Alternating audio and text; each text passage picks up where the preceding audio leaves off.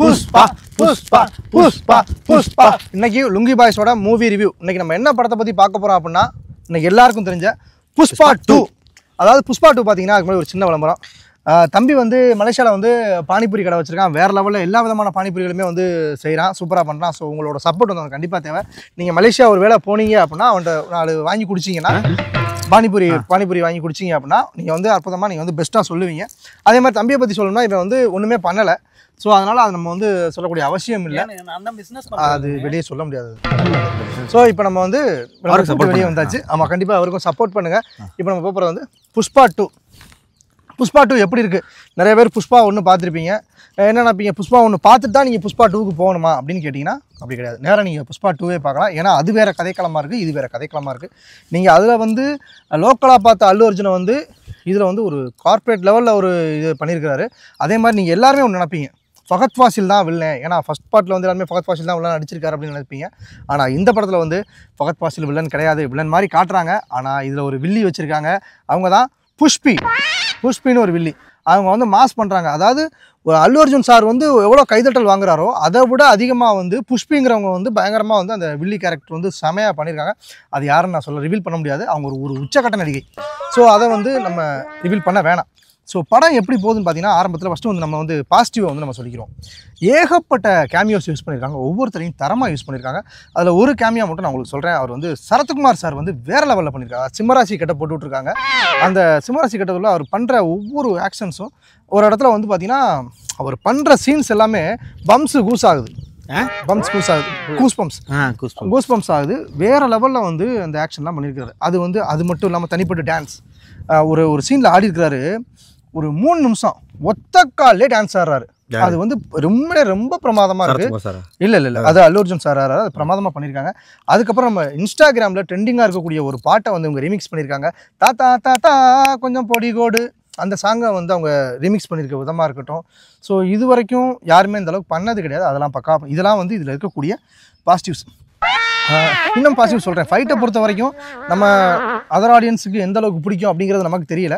ஏன்னா தெலுங்கு ஃபைட்னாலே நமக்கு வந்து நல்லாவே தெரியும். அவங்க வந்து கொஞ்சம் ஓவர் பில்டப், கொஞ்சம் எக்ஸ்ட்ரா ஹைப் இருக்கும். ஸோ அது வந்து தெலுங்கு ஆடியன்ஸுக்கு தான் செட் ஆகும். நம்ம தமிழ் ஆடியன்ஸுக்கு வந்து அந்தளவுக்கு செட் ஆகுமா அப்படிங்கிறது தெரியாது. இருந்தாலும் பார்த்து எல்லோரும் விசில் அடிக்கிறாங்க. அப்புறம் தியேட்டரில் ரொம்ப கைதட்டின விஷயம் என்ன, படத்துடைய டேர்னிங் பாயிண்ட் என்னன்னு பார்த்தீங்கன்னா, இதை ஃபஸ்ட்டு வில்லனை பற்றி சொல்லிடுறேன். வில்லன் ஒருத்தர் இருக்கார், அதான் நம்ம ஃபகத் ஃபாசில். அவர் என்ன செய்கிறாரு, வில்லன் நமக்கு வந்து ஹீரோ வந்து தடையாகவே இருக்கிறானே, இவனை என்ன பண்ணலாம் அப்படின்னு சொல்லிட்டு ஒரு ஜோசியம் பார்க்க போகிறார். நமக்கு ஏதோ பிரச்சனை இருக்குது, அதனால தான் நம்மளை அடிச்சுக்கிட்டே இருக்கான்னு ஜோசியம் பார்க்க போகிறார். போயிட்டு அந்த சாமிகிட்ட சொல்கிறாரு, இவனை ஏதாவது பண்ணுங்க அப்படின்னு சொல்லிட்டு, அவனோட பேரை சொல்லுங்க அப்படின்றார். இவர் சொல்கிறார், அவன் பேர் புஷ்பா அப்படிங்கிறார். சோவி உருட்டி போகிறார். உருட்டி போட்டு பூ ஈஸ்பா 4 எழுத்து அப்படிங்கிறார். ஆனால் புஷ்பா 3 எழுத்து தான். அதனால் அந்த வில்லன் கோவப்பட்டு அந்த சாமியாரை கொள்றாரு. அதுதான் ஓப்பனிங் சீனாகவே வச்சுருக்காங்க. ஸோ அந்த சீனை பார்க்கும்போதே வில்லன் வந்து இவ்வளோ ஒரு டெரரான ஆளா அப்படிங்கிறது நமக்கு தெரியுது. 3 எழுத்துங்கிற புஷ்பா வந்து 4 எழுத்துன்னு சொன்னாக்கே இவ்வளோ கோவப்படுறானா எப்படி இருப்பார். அதே மாதிரி புஷ்பி அவங்கள பற்றி நம்ம சொல்லி ஆகணும். அவங்க வர்ற இடம் எல்லாமே ஒரு பொன்னியின் செல்வனில் ஒரு நந்தினி மாதிரி வர்ற இடம் எல்லாமே வந்து பம்ஸ் எல்லாம் வந்து நல்லா கூஸ் ஆகுது. ஒரே பம்ஸாக தான் இருக்குது படம்புறா. அந்த இடம்லாம் வந்து வேறு லெவலில் பண்ணியிருந்தாங்க. அந்த புஷ்பிக்கு ஒரு டைலாக் வச்சுருக்காங்க. அல்லு அர்ஜுன் சார் பேசுகிற டைலாக்கை அவங்க பீட் பண்ணி அவங்க ஒரு டைலாக் பேசுகிறாங்க. அந்த டைலாக் வந்து தியேட்டரில் வந்து ஒரு உச்சத்தில் நிற்கிது. தியேட்டரில் வந்து ஸ்க்ரீனுக்கு முன்னாடி போய் ஆடுறாங்க. என்ன டைலாக்னு கேட்டிங்கன்னா, நிறைய பேர் அல்லு அர்ஜுன் சார் ஃபேன் இருப்பீங்க. ஸோ அதனால் அந்த டைலாக் நான் சொல்ல விரும்பல. அந்த நம்ம புஷ்பியோட டைலாக்கை நான் சொல்கிறேன். லேசு சாப்பிட கிறிஸ்பியாக இருக்கும், எங்கேயாவது பிரச்சனை நடந்தால் அதுக்கு காரணம் இந்த புஷ்பியாக இருக்கும் அப்படின்றாங்க. அந்த டைலாக் வந்து தூக்கி நிறுத்துது. இப்போ இதில் வந்துட்டு பார்த்தீங்கன்னா, அது யாருது? இப்போ வந்து நம்ம இதில் உள்ள வந்து நெகட்டிவ்ஸ் வந்து நம்ம பார்க்குறோம். இதில் உள்ள நெகட்டிவ்ஸ் யாருன்னு கேட்டிங்கன்னா வந்துட்டு பார்த்தீங்கன்னா அல்லு அர்ஜுன் தான். நம்ம தமிழ் ஆடியன்ஸுக்கு அல்லு அர்ஜுனா நிறைய பேருக்கு தெரியல. ஸோ இவங்க வந்து நம்ம தமிழ்நாட்டில் இருக்கக்கூடிய தாவேகா தலைவராகிய நம்ம தளபதியை போட்டிருந்தா இன்றைக்கி வந்து கொண்டாடி இருப்பாங்க. எப்படி அது போட முடியும்? புஷ்பா 1ல் அல்லு அர்ஜுன், புஷ்பா 2 தளபதி போட முடியும். அது புஷ்பா படத்தோட சாரி. அதனால் அல்லு அர்ஜுன் தான் அந்த படத்துக்கே வந்து பாசிட்டிவ். நம்ம இப்போ வந்து நெகட்டிவ்க்கு போவோம். நெகட்டிவ் என்னென்னு கேட்டிங்கன்னா, இந்த கேமியோஸ் எல்லாம் யூஸ் பண்ணுறாங்க தெரியுமா, அது சும்மா கண்ணா பின்னான்னு யூஸ் பண்ணியிருக்காங்க. எந்தெந்த இடத்துல எது வைக்கணும், எந்தெந்த இடத்துல எது இருக்கணும் அப்படிங்கிறதே ஒரு இல்லை. தேவையில்லாமல் ஒரு குஷ்புக்கு ஒரு டான்ஸு, இவங்க ஐஸ்வர்யா ராய்க்கு ஒரு டான்ஸு, இப்படி எல்லாரையும் யூஸ் பண்ணி ஒரு பாட்டு ஒன்று பண்ணியிருக்கிறாங்க. புஷ்பா 1ல் உள்ள ஒரு ஹீரோனி தானே ஹீரோ? ஆமாம், ரேஷ்மிகா மந்தனா தான் யூஸ் பண்ணியிருக்காங்க. அவங்க தான் வந்து முக்கியமாக அவங்க வந்து ஒய்ஃபாக வர்றாங்க. அல்லு அர்ஜுன் சாருக்கு அவங்க ஒய்ஃபாக வர்றாங்க. பெரிய ட்விஸ்ட். புஷ்பா 2 அந்த இது பெரிய ட்விஸ்ட்டாக இருக்குது உங்களுக்கு. ஏன்னா இவங்க வந்து அல்லு அர்ஜுனுக்கு ஒய்ஃபா அப்படின்ற அளவுக்கு ஒரு இதாகுது. அதே மாதிரி கிளைமேக்ஸில் ஒரு ட்விஸ்ட் வச்சுருக்காங்க. என்னன்னு கேட்டிங்கன்னா, புஷ்பா 1 முடியும் போது புஷ்பா 2 அப்படின்னு இருந்த மாதிரி இது முடிக்கும்போது இதில் வந்து அல்லு அர்ஜுன் சாரை விட புஷ்பி அப்படிங்கிறவங்க வந்து ரொம்ப ஸ்கோர் பண்ணுறதுனால முடிக்கும்போது புஷ்பி 3 இப்போ அடுத்து வரப்போகிற பார்ட் எப்படி இருக்கும் பார்த்தீங்கன்னா புஷ்பின்னு தான் வரும், புஷ்பான்னு வராது. இந்த படத்தை நீங்கள் கண்டிப்பாக தியேட்டரில் போய் பார்க்கலாம், எந்த ஒரு இதுவும் இருக்காது. அதாவது 3 மணி நேரம் சரியான ஒரு என்டர்டெயின்மெண்ட்டை நீங்கள் வந்து மிஸ் பண்ணவே மாட்டீங்க. முக்கியமாக அந்தந்த இடத்துல வரக்கூடிய உங்கள் பம்ப்ஸ் வந்து கூஸ் ஆகுது, கூஸ் பம்ப்ஸ் ஆகுது. அந்த கூஸ் பம்ப்ஸை வந்து மிஸ் பண்ணிடாதீங்க. படம் உண்மையிலே நல்லாயிருக்கு. இன்னொரு முக்கியமான விஷயம், ஒரு சில படத்தில் இருக்கக்கூடிய தெளிவாக நல்லா கேட்டுக்கணும், ஒரு சில படத்தில் இருக்கக்கூடிய காட்சிகளை வந்து இவங்க வச்சுருக்காங்க. ஆனால் நாங்கள் வந்து அதை கண்டுபிடிச்சிட்டோம்.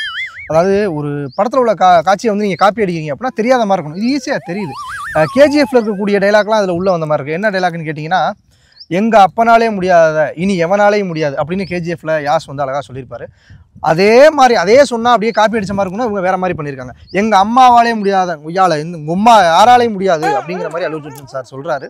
ஸோ அது வந்து நம்மளால் கண்டுபிடிக்க முடியுது. இது கேஜிஎஃப்ல உள்ள சீனு அப்படிங்கிறது வந்து தனிப்பட்டு நமக்கு வந்து தெரியுது, தனிப்பட்டு தெரியுது.